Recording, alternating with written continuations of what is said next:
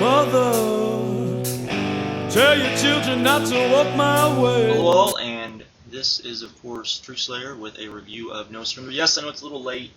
Reason being is I was going to do it last night after I kind of watched what I watched. There was parts of this pay-per-view I wanted to watch again, and well, I got sidetracked, pleasantly sidetracked, but nonetheless, I got sidetracked. It was pleasant and it was good, so I'm not going to apologize for it, but I got sidetracked.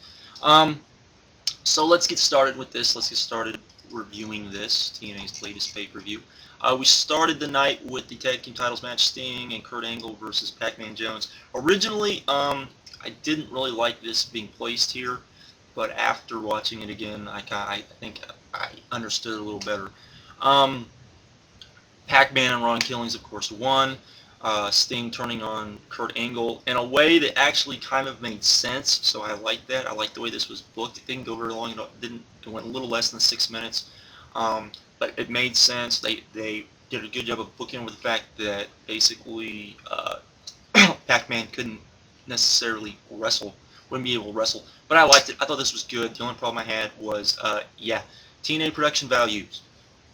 The TNA production team needs to be fired. They need to bring in some more people. This is about the third pay-per-view this year that they've messed up a major spot, and they did it again, and they did it in another match as well, so I'll talk about that too. But overall, I thought this worked. I'll give it 1 star because it really didn't go very long, and everything, but I liked it. It was okay, so 1 star. From there we go to James Storm versus Rhino. I'm not into this feud, haven't been into this feud, didn't like this feud.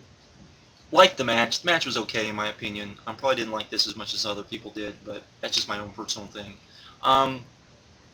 This was okay. Everything kind of just fell into place.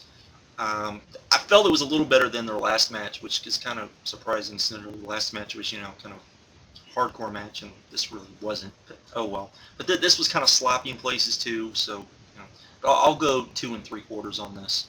There was some problems I had with it. Production values as well didn't help this at all.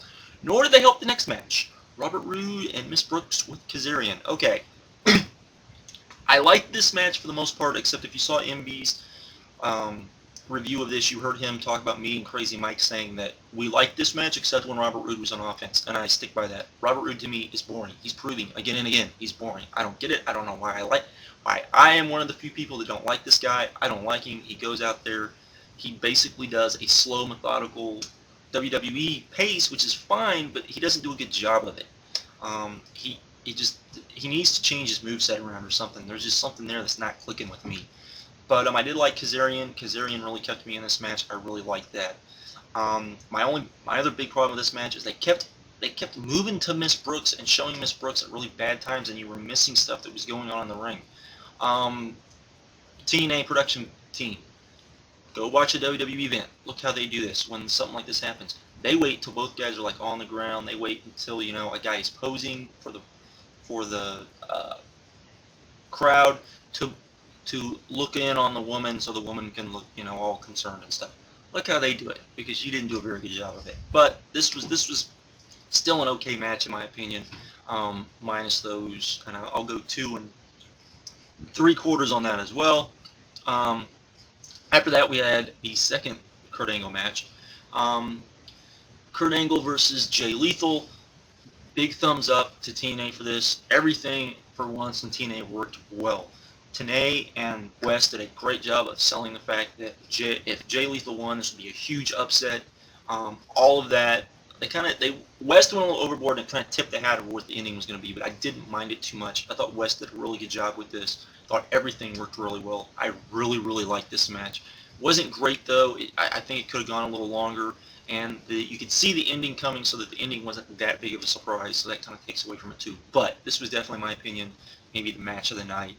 I really liked it. I really enjoyed it. Well, definitely, I would probably say match of the night. I really enjoyed it. I probably liked this more than a lot of other people did, but I don't care. I like this.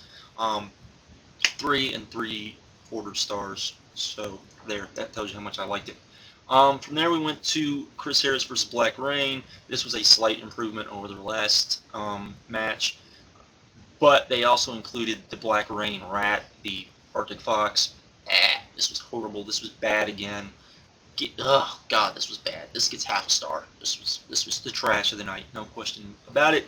Then we had the gauntlet match, which I liked, even though either the WWE is really good at the Royal Rumble, or TNA just has never watched a Royal Rumble. I don't know which it is, but this was good, except there was some stuff that really kind of confused me a bit, particularly with Tomko and Hernandez. I didn't understand why they didn't wait till Hernandez and Tomko came in to have them eliminate guys and really do that standoff, which they kind of teased and they kind of did, but they didn't really go fully with it, and the fans were definitely into it. So I don't know why Tomko and Hernandez themselves just, screw it, the fans are into this. Let's give them kind of what they want for a little bit.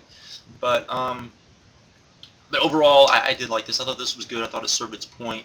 Some of the booking during the battle royal part of it, I kind of about particularly who eliminated who and what guys looked stronger than other guys, but we won't get into that. And then we had the actual match between Motor City Machine Guns and AJ and Tomko, which was pretty good, I thought, because it put over the Motor City Machine Guns as a good team, with still them not going over in the match. So, and that's fine with me, because I as much as I like them, I can't particularly see them going over Styles and Tomko. So that is fine with me.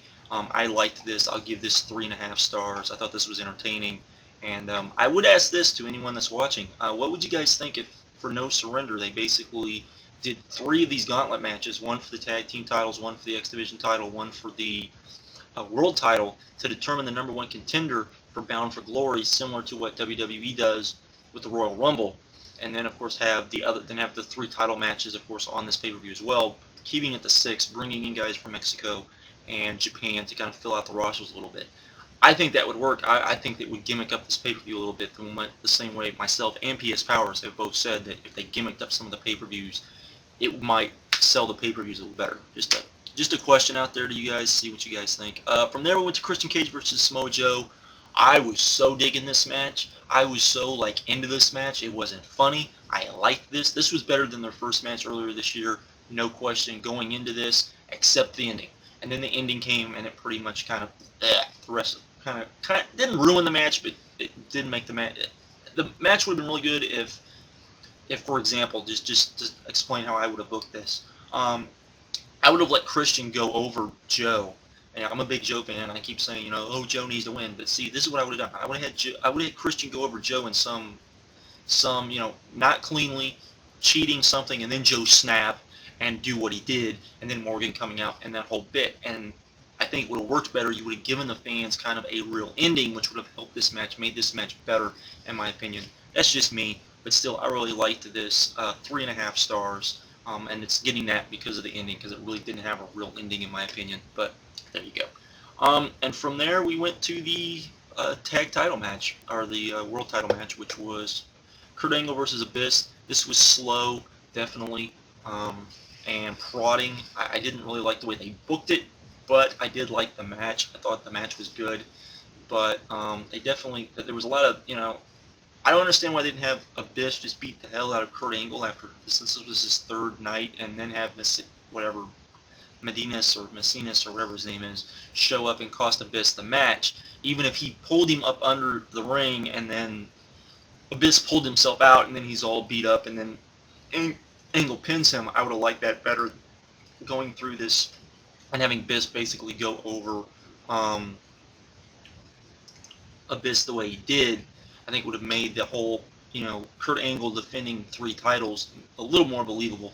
But that's really just a slight little thing. But I did like this. I like this probably better than some other people did. But 3.5 stars, and and pretty much that was pretty good. And I also liked the fact that the angle of the night, which was the Kurt Angle thing, I think they did a really good job of selling it. Overall, I would give this pay-per-view a 7.5.